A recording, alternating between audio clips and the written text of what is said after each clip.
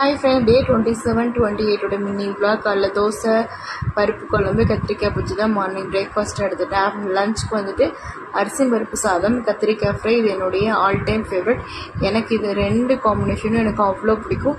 நைட்டுக்கு வந்துட்டு chicken soup தான் வந்து எடுத்துக்கிட்டேன்.